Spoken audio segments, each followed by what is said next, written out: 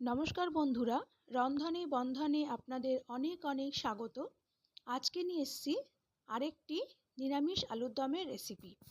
সেই জন্য প্রথমে একটা মশলা করে নিতে হবে।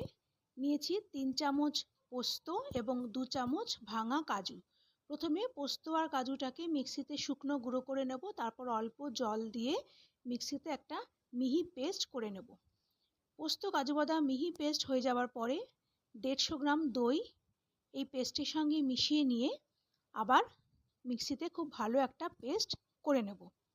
তারপরে 1 কেজি আলু নিয়েছি, আলুগুলোকে সেদ্ধ করে খোসা ছাড়িয়ে রেখেছি। এরপরে কড়াইতে নিয়েছি 3 টেবিল চামচ তেল। তেলটা গরম হলে 2টো শুকনো লঙ্কা আর 1/2 চামচ পাঁচফোড়ন তেলের মধ্যে দিয়ে দেব।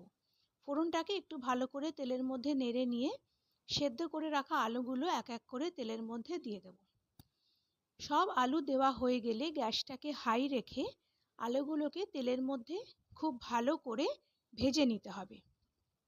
এই সময় দিয়ে দিলাম পরিমাণ মতো নুন। আমি ছোট চামচে 2 চামচ নুন দিলাম, আপনারা আপনাদের পরিমাণ মতো দেবেন।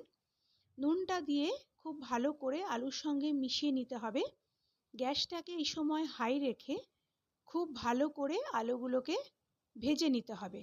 আলুগুলো যখন খুব ভালো করে ভাজা হয়ে যাবে, আলুগুলোর মধ্যে একটা লালচে রং ধরে যাবে, সেই সময় দিয়ে দিতে হবে তৈরি করে রাখা কাজু বাদামের পেস্টটা দিয়ে দেওয়ার পরে গ্যাসটাকে একদম সিমে করে দিয়ে খুব ভালো করে আলুর সঙ্গে সব কিছু মিশিয়ে নিতে হবে।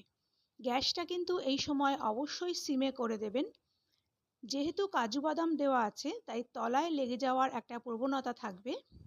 সব কিছু ভালো করে মিশিয়ে নেওয়া হয়ে গেলে দিয়ে দেব সামান্য একটু চিনি।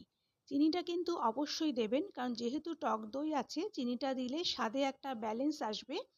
চিনিটা দেওয়ার জন্য কিন্তু মিষ্টি হবে না।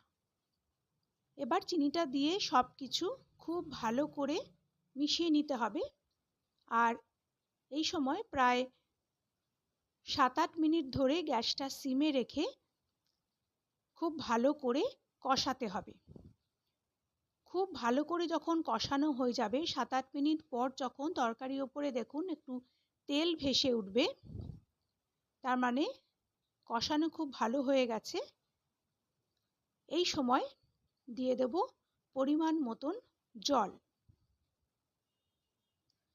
আমার রেসিপিগুলো যদি আপনাদের ভালো লাগে তাহলে প্লিজ লাইক এবং শেয়ার করে দেবেন এবং আমার চ্যানেলটাকে প্লিজ সাবস্ক্রাইব করে দেবেন। পাশে থাকা বেল আইকনটা প্রেস করে দেবেন যাতে পরবর্তী রেসিপিগুলো আপলোড করলে তার নোটিফিকেশান আপনারা পেয়ে যান। জলটা দেওয়ার পরে সমস্ত কিছু জলের সঙ্গে খুব ভালো করে মিশিয়ে নিতে হবে। গ্যাসটাকে এই সময় সিমে রাখবেন। সব কিছু খুব ভালো করে মিশিয়ে নেওয়া হয়ে গেলে গ্যাসটা একটু সময়ের জন্য হাই করে দেবেন। জলটা ফুটে ওঠার জন্য অপেক্ষা করব। জলটা ফুটে উঠলে গ্যাসটা আবার একদম সিমে করে ঢেকে দেব 2 মিনিটের জন্য। 2 মিনিট পরে ঢাকাটা খুলে নিয়ে আবার সমস্ত কিছু খুব ভালো করে নেড়ে দিতে হবে। গ্রেভির টেক্সচারটা দেখুন কীরকম ক্রিমি টেক্সচার এসছে, অথচ আমি কিন্তু এখানে ক্রিম, দুধের স্বর বা মালাই কিছু ইউজ করিনি, অথচ কি সুন্দর একটা ক্রিমি টেক্সচার এসছে এবং দেখতেও কতটা লোভনীয় হয়েছে। আপনারা প্লিজ বাড়িতে একবার ট্রাই করবেন। এই আলুর দম আপনারা রুটি, লুচি, পরোটা, কুলচা, নান, এমনকি ফ্রাইড রাইসের সঙ্গেও খেতে পারেন। অসাধারণ টেস্ট হয়। এইভাবে প্রায় 6-7 মিনিট সিমে রেখে খুব ভালো করে নাড়াচাড়া করতে হবে এবং কিছুক্ষণ বাদে বাদেই কড়াইয়ের তলাটা নেড়ে দিতে হবে। তৈরি হয়ে গেল আমাদের আলুর দম। আমি একটা প্লেটে সার্ভ করে নিলাম।